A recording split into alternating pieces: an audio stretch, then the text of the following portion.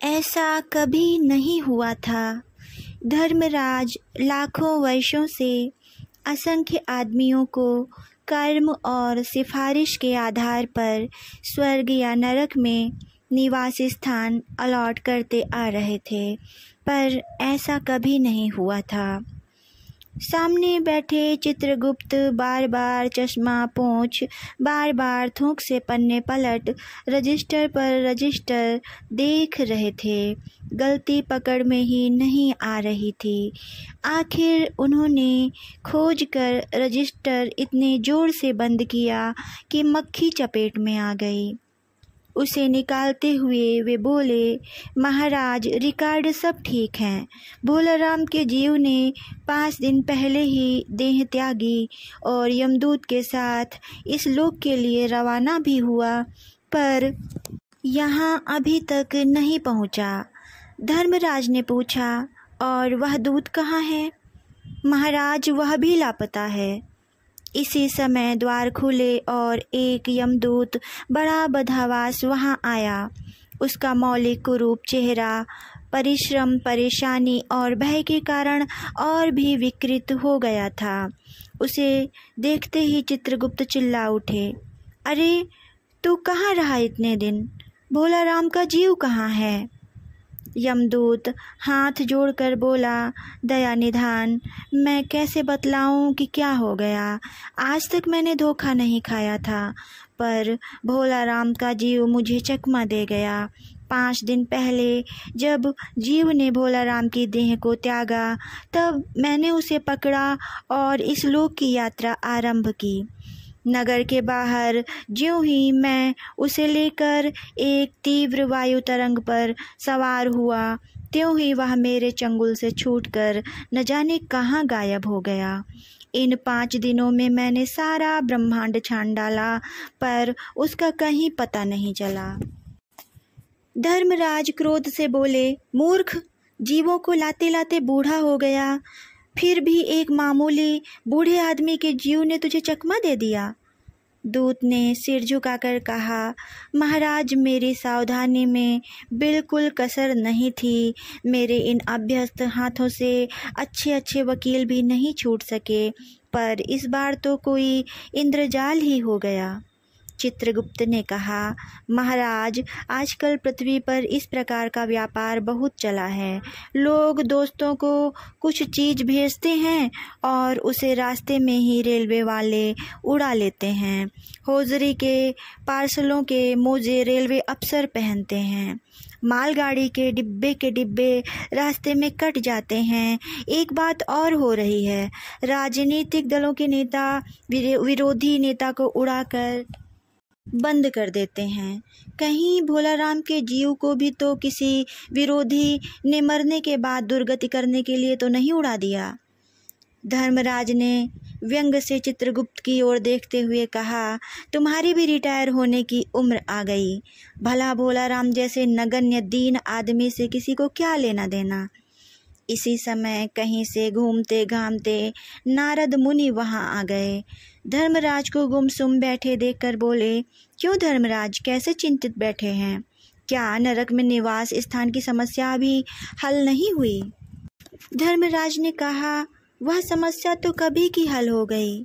नरक में पिछले सालों में बड़े गुड़ी कारीगर आ गए हैं। कई इमारत के ठेकेदार हैं जिन्होंने पूरे पैसे लेकर रद्दी इमारतें बनाई। बड़े बड़े इंजीनियर भी आ गए हैं जिन्होंने ठेकेदारों से मिलकर पंचवर्षीय योजनाओं का पैसा खाया। ओवरसीयर हैं जिन्होंने उन मजदूरों की हाजिरी भरकर पैसा हड़पा जो कभी काम पर गए ही नहीं। इन्होंने बहुत जल्दी नरक में कई इमारतें तान दी हैं। वह समस्या तो हल हो गई, पर एक बड़ी विकट उलझन आ गई है। भोलाराम नाम के एक आदमी की 5 दिन पहले मृत्यु हुई। उसके जीव को यह दूत यहाँ ला रहा था कि जीव इसे रास्ते में चकमा देकर भाग गया। इसने सारा ब्रह्मांड छान डाला, पर वह कहीं नहीं मिला। अगर ऐसा होने लगा तो पाप पुण्य का भेद ही मिट जाएगा। नारद ने पूछा, उस पर इनकम टैक्स तो बकाया नहीं था? हो सकता है उन लोगों ने रोक लिया हो। चित्रगुप्त ने कहा, इनकम होती तो टैक्स होता ना, भूखमरा था वो। नारद बोले, मामला बड़ा दिलचस्प है।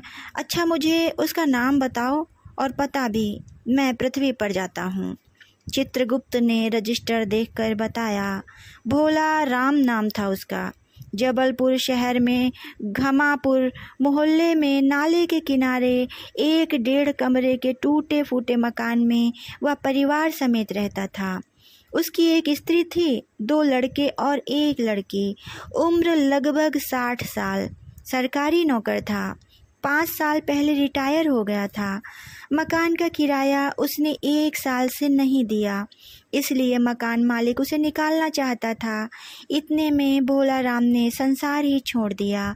आज 5वां दिन है।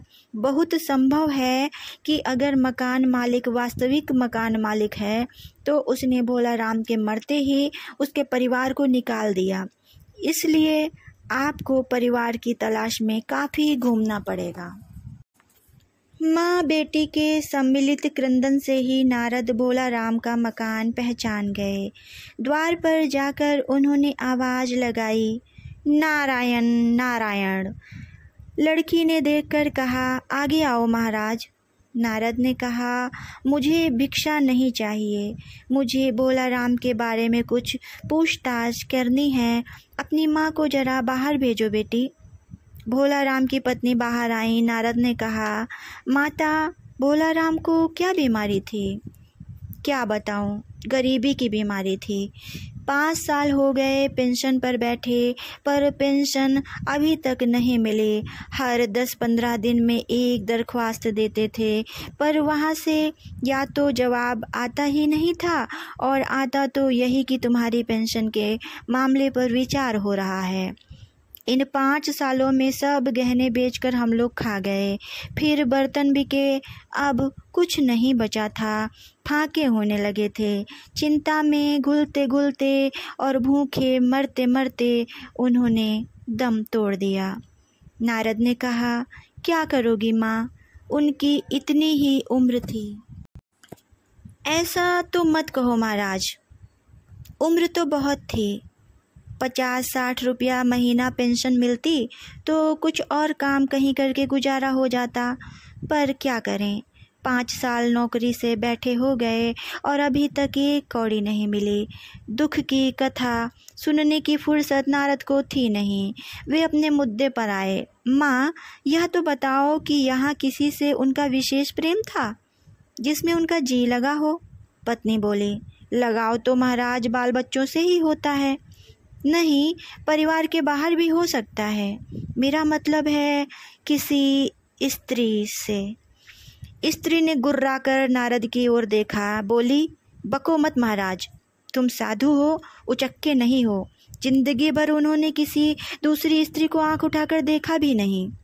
नारद हंसकर बोले, हाँ, तुम्हारा यह सोचना ठीक ही है। यही हर अच्छी गृहस्थी का आधार है। अच्छा माता, मैं चला। स्त्री ने कहा, महाराज, आप तो साधु हैं, सिद्ध पुरुष हैं, कुछ ऐसा नहीं कर सकते कि उनकी रुकी हुई पेंशन हमें मिल जाए, इन बच्चों का पेट कुछ दिन भर जाए। नारद को दया आ गई थी। वे कहने लगे, साधुओं की बात कौन मानता है? मेरा यहाँ कोई मठ तो है नहीं, फिर भी मैं सरकारी दफ्तर में जाऊँगा और कोशिश करूँगा। वहाँ से चलकर नारद सरकारी दफ्तर में पहुँचे। वहाँ पहले ही कमरे में बैठे बाबू से उन्होंने भोला राम के केस के बारे में बातें की।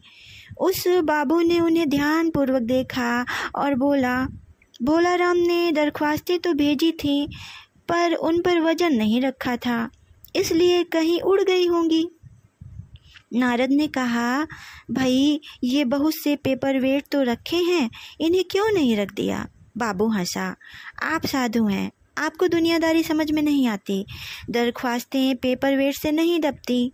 खैर, आप उस कमरे में बैठे बाबू से मिलिए। नारद उस बाबू के पास गए।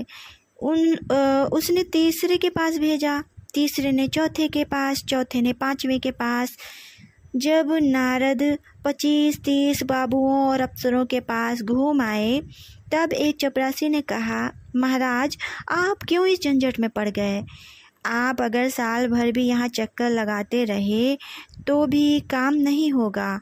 आप तो सीधे बड़े साहब से मिलिए, उन्हें खुश कर लिया तो अभी काम हो जाएगा। नारद बड़े साहब के कमरे में पहुँचे। बाहर चपरासी ऊँघ रहा था, इसलिए उन्हें किसी ने छेड़ा नहीं। बिना विजिटिंग कार्ड के आया देख साहब बड़े नाराज हुए। बोले, इसे कोई मंदिर वंदिर समझ लिया है क्या? धड़धड़ाते चले आए। चिट क्यों नहीं भेजी? नारद ने कहा, कैसे भेजता, चपरासी सो रहा है। क्या काम है? साहब ने रौब से पूछा। नारद ने भोलाराम का पेंशन केस बतलाया। साहब बोले, आप हैं वैरागी, दफ्तरों के रीति रिवाज नहीं जानते। असल में भोलाराम ने गलती की। भाई, यह भी एक मंदिर है, यहाँ भी दान पुण्य करना पड़ता है। आप भोलाराम के आत्मीय मालूम होते हैं। भोलाराम की दरख्वास्तें उड़ रही हैं, उन पर वजन रखिए। नारद ने सोचा कि फिर यहाँ वजन की समस्या खड़ी हो गई। साहब बोले, भाई सरकारी पैसे का मामला है, पेंशन का केस 20 दफ्तरों में जाता है, देर लग ही जाती है। 20 बार एक ही बात को 20 जगह लिखना पड़ता है, तब पक्की होती है। जितनी पेंशन मिलती है उतने की स्टेशनरी लग जाती है। हाँ, जल्दी भी हो सकता है मगर। साहब रुके। नारद ने कहा, मगर क्या? साहब ने कुटिल मुस्कान के साथ कहा, मगर वजन चाहिए। आप समझे नहीं। जैसे आपकी यह सुंदर वीणा है, इसका भी वजन भोलाराम की दरख्वास्त पर रखा जा सकता है। मेरी लड़की गाना बजाना सीखती है, या मैं उसे दे दूंगा। साधुओं की वीणा तो बड़ी पवित्र होती है। लड़की जल्दी संगीत सीख गई तो उसकी शादी भी हो जाएगी। नारद अपनी वीणा छीनते देखकर जरा घबराए, पर फिर संभल कर उन्होंने वीणा टेबल पर रखकर कहा, यह लीजिए, अब जरा जल्दी उनकी पेंशन का ऑर्डर निकाल दीजिए। साहब ने प्रसन्नता से उन्हें कुर्सी दी, वीणा को एक कोने में रखा और घंटी बजाई। चपरासी हाजिर हुआ। साहब ने हुक्म दिया, बड़े बाबू से भोलाराम के केस की फाइल लाओ।